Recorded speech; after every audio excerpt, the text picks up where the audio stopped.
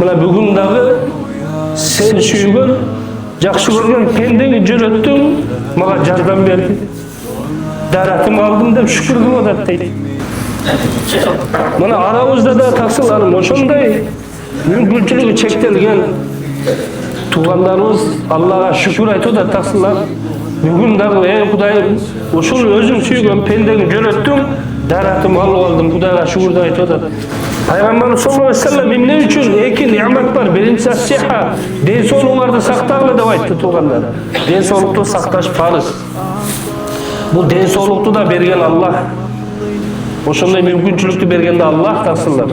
Сиз менен биздин алхамдулилла таксыларым, Кудайга шүкүр.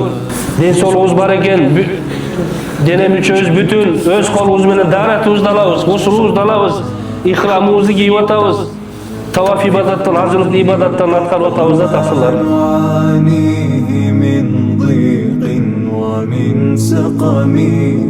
لكن لنا فيه ظن لا يخيبنا حاشاه أن ترجع الأيدي. Кадыр түнүндө адамдын тагдыры чечилет экен туугандар. Ошол тагдырлар чечилип атканда Кудай Таалам мо жылкы ажылыктагы списокко бизди кошкон да. Бизди кошкон. Биздин кабарыбыз жок эле. Бирок Аллах субханаху ва таала бул жыл дүйнөнүн булуң бурчунан ушул ибадатты аткарууга келе жаткан ажылардын катарында Кудай Таалам сиз менен бизди ошол списокко кошуп, аман эсен сак саламат, ден соолугу чың абалда мына ыйык жерге жетип келдик туугандар. Баса белгилеп айтыш керек, кээ бир туугандарыбыз кээ бир себептер менен ден соолугуна карап бара албай калды. Келип ыйлап арызын жазып, мына ушул онкологиялык рак болуп калган туугандар бар. Келе албай калды. Докторлор уруксат бербей койду таксыларым. Кээ бир себептер менен кээ бир туугандарыбыз дагы кандай бир себептер менен келе албай калды. Бирок иншалла мына Кудайга шүгүр, сиз менен биз бүгүн аман эсен сак саламат келип, умра ибадаттарыбызды аткарып, азыр сүйүнүп турган мезгилибиз. Кудай кааласа эртеңден баштап ажылыктагы эң негизги болгон рукун, фарыз амалдарын аткарууга киришебиз иншалла. Эртеңден баштап чыныгы ажылыктын убакыт сааты башталат. Алла Таалам ушул Зулхижжа айынын эң алгачкы 10 күндүгүн өзү сүйүп, өзү жакшы көрүп, сиз менен бизге тартуулаган. Зулхижжанын эң алгачкы 10 күндүгү жер бетиндеги күндөрдүн ичинен эң ыйыгы болуп эсептелет туугандар. Мына бүгүн Зулхижжа айынын 6-күнүндө турабыз. Кудай кааласа эртеңден баштап тарвия деп коет. Кудайым буйруса Мина өрөөнүнө карап, бет алып, негизги ажылыктын фарыз болгон ибадаттары башталат. Каабатуллада элибиз, жерибиз үчүн, өзгөчө журтбашыбыз үчүн, урматтуу Садын Ургожаевич үчүн, жана мен атап кеткен жамаатыбыз үчүн иншалла дуа кылып коюңуздар таксыларым. Улуттук агенттиктин төрагасы Талантбек Нурланович өзүнүн орун басары Иминов Айбек ажекени мына бизге кошуп берди. Мен өзүм бара албай калдым. Ошол биздин орун басарыбыз ажыларды жетектеп барып, ошол жерде мыйзам жаатында кандай бир көмөк келе турган болсо, мына биздин балдар даяр, ушул ажыларга кызмат кылсын, Кудайдын конокторуна кызмат кылсын деп, ушул Айбек ажекебизди бир жыл мурун биздин жумушчу топко кошуп берген. Ошондой эле мына Зулхижжа айынын алгачкы 10 күндүгү да ыйык болуп эсептелет. Азыр биз ыйык күндө, түндө турабыз. Болгондо дагы туугандар ыйык мекенде Куран түшкөн жер. Нечендеген пайгамбарлардын кадамы түшкөн жер.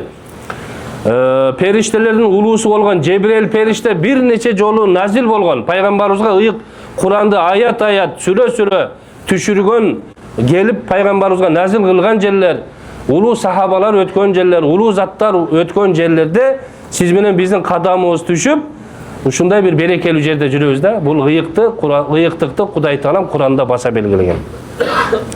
Иншалла мына эртең Арафат тоосуна чыгасыздар. Ал жер ыйык жер туугандар. Адам алейхиссаламдан тарта сүйүктүү пайгамбарыбыз Мухаммад Мустафа саллаллаху алейхи ва салламдын кадам издери түшкөн жер. Пайгамбарлардын баскан жерлерин эртең сиздер басасыздар.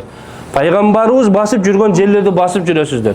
Пайгамбарыбыз саллаллаху алейхи ва саллам таваф кылган жер бетиндеги эң алгачкы Кудайдын үйү болгон Каабатулланы таваф кылып, айланып, ошол ибадатты аткарып, пайгамбардын колу тийген жер, пайгамбардын мубарак кадамы түшкөн жерлерди сиздер ошол кадам басып жүрөсүздөр. Бул эң чоң шараф, эң чоң Кудай Таала тарабынан берген улуу неамат туугандар. Айтайын дегеним, Кабатуллага барганда, таваф кылып атканда анча-мынча мындай көзүбүз түшүп калып атат. Кайдыгерликти көрүп атабыз. Кээ бирөөлөр селфи деп коет. Баягы видео менен, сүрөт менен алек болуп атат туугандар.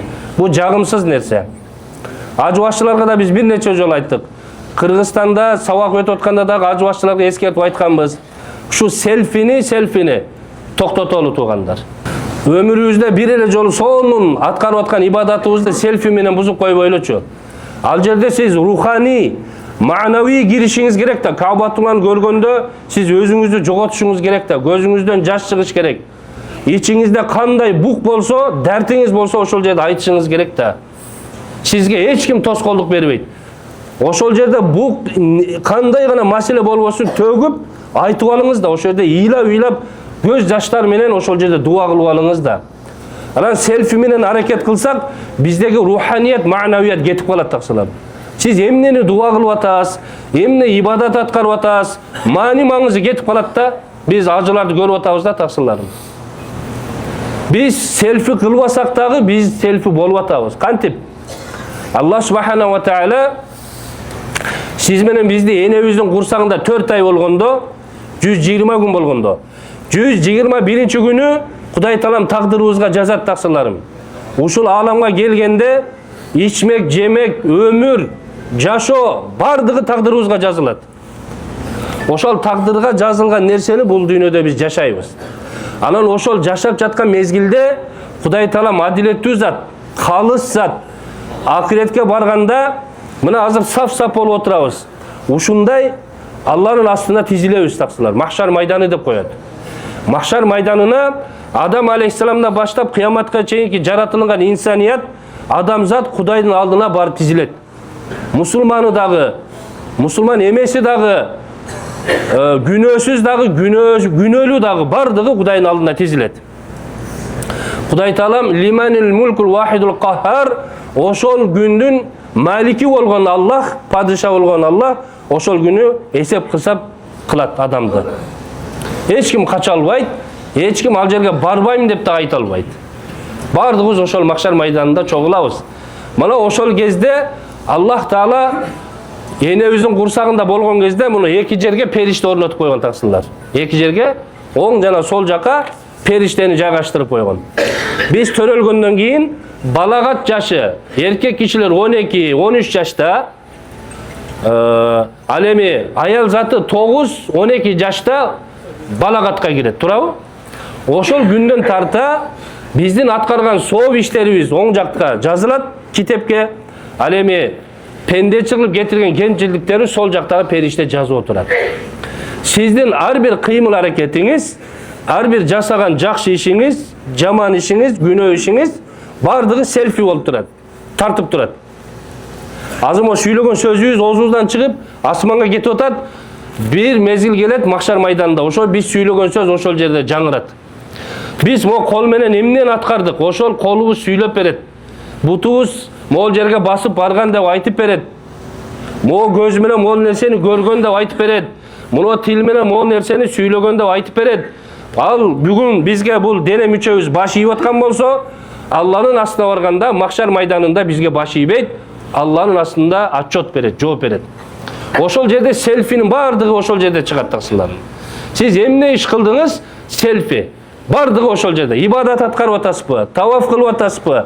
Ыйлап дуа кылып атасызбы? Бардыгы селфи. Ошол жерде Кудай Таалам Куранда айтат. Иқро китабак деген аят бар таксыларым. Муну эки китеп бар го. Биз өлгөндөн кийин периштелер жабат дагы, болду, аны коюп коет. Ал качан ачылат? Кыямат күнү Кудайдын астында махшар майданында суроо жооп башталганда, "Я ибн Адам, эй адам улу" деп туруп Аллах Таала суроо жооп башталганда, монтип китеп ачылат, Аллах буйрук берет. Иқро китабак. Китебиңди оку деп айтат. Ошол жерде селфинин бардыгы чыгып турат таксыларым. Ихрам кийгениңиз, таваф кылганыңыз, ыйлап дуа кылганыңыз, Арафатта турганыңыз, Муздалифада түнөгөнүңүз, шайтанга таш кыргытканыңыз, ыйык жерге келип кандай ибадатты аткардыңыз, Göz жаздымда калбайт. Аллах анын барлыгын сонун кылып жайгаштырып коет. Сиз ошол жерде иншалла отчет бересиз. Айтайын дегеним, бул дүйнөдөгү селфиде тасыларым. Биздин көңүлүбүздү башка жака буруп коет экен да тасылар. Биз коз иманаттарды көрүп, коз нерселерди көрүп, чыныгы аткара турган маанавиятыбызды жоготуп койбойлу деген маселе болуп атат. Анан биз азыр анча-мынча шикаяттарды угуп атабыз. Анча-мынча ажыларыбыз мындай моюн сунбай кетип атат тасыларым. Дагы айталы, ушул ажы башчыларга итаат кылып бериңиздер, сиздерден сураныч. Өзгөчө эртеңден баштап 3-4 күндүн ичинде аябай жооптуу күндөр болот. Биз ажы башчыдан сурайбыз. Бир ажыбыз ооруп калса, ажы башчыны тилдейбиз, урушабыз. Эмне карабайсың? Карабагың үчүн ооруп калды да. Мына бир ажыбыз бутун сындырып алды. Ажы башчыны урушуп атабыз, тилдеп атабыз. Сен карабадың да сынып калды деп. Бир ажыбыз ооруп калса, биз ажы башчыны тилдейбиз. Ошон үчүн ажы башчыга итаат кылалы, ар бир сунуштаган буйруктарына баардыгына итаат кылып берели. Алла таалам ден соолук берсин, аманчылык берсин. Туугандар, биз үчүн, элибиз үчүн, жерибиз үчүн, журтбашчыбыз үчүн иншалла дуа кылыңыздар. Дуа кыла турган мекенде, дуа кыла турган убакта турасыздар. Кудай таалам ибадатыңыздарды кабыл кылсын. Ассаламу алейкум ва рахматуллахи таала ва баракатух.